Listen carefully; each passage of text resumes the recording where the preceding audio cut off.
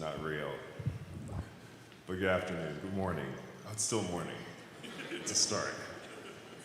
I'd like to thank the choir and the music ministry and Sister Evelyn and everyone who's shared in the music this morning.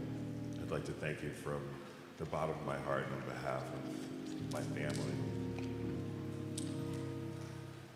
I want to share something with you. All my life, I have known my mother as being an English major. That was my understanding my entire life. I went to college at the University of Rochester and decided to major in English because I knew it would be easy because my mother was an English major. And it was. And I met some amazing people, some of whom have traveled from as far as Los Angeles, Chicago, Washington, D.C., and West Mount Airy to be here today. And I really, really appreciate seeing you all there. My gosh, college, that was so many years. It must be at least, 10, 11 years? I was an English major. Well, no one was more bewildered than I was a week ago when I was working on my mom's obituary and I looked at her degree from Temple and it said Bachelor of Science in Education. I said, education? You're an English major. Well, apparently, English was her focus, but she actually got a degree in education. I was like, my whole life is a lie. But after a while, I thought about it, and things started to click into place. You know, we all know that we heard that as the eldest of 21 grandchildren, she was like a teacher to the other 20 cousins that she had. And similarly, you know, my dad, we always heard about how he put together his first Sunday school class at the age of 11. I was like, oh, now it's starting to make sense. Like we know about how my dad got his doctorate in education and gave it up to focus on the ministry. But now I understood that my mom got this degree in education and gave it up to focus on me. And then later, Jillian and Aubrey, and then pretty much everybody that she met. But it was always education, encouragement, and love. As many of you may know, I had the opportunity to spend a lot of time with my mom these past few years, and I have to take a moment to thank the Pressman Hoskins family and the whole team at the office on Spruce Street, as well as the Brooks Renwick family and the whole team at the office in Glenside who really supported me and allowed me to spend the time I needed to with my mother and maintain my practice. I can't tell you how many doctors and nurses and nursing assistants I met on doctor's visits with my mom because it was almost like a full-time job. She had about 14 different doctors and the schedule was grueling.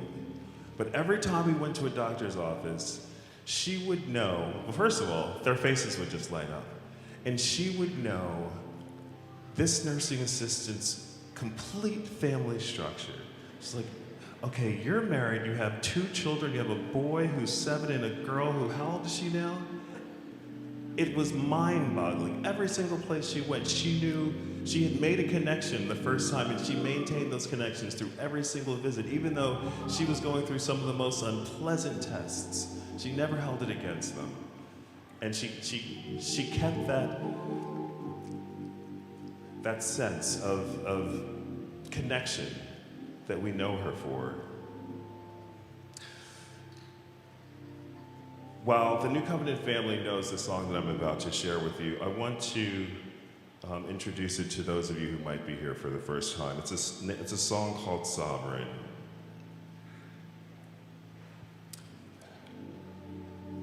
Mom helped and encouraged everyone that she met because she saw them through the eyes of a sovereign God. She saw all of the potential that they had and everything they'd be capable of. And she reflected that back to you. a sovereign God who knows the obstacles you face and who also knows who you are and whose you are. He'll give you the strength and the grace to hold on through the darkest hour and, just like Mom, to shine when the morning comes.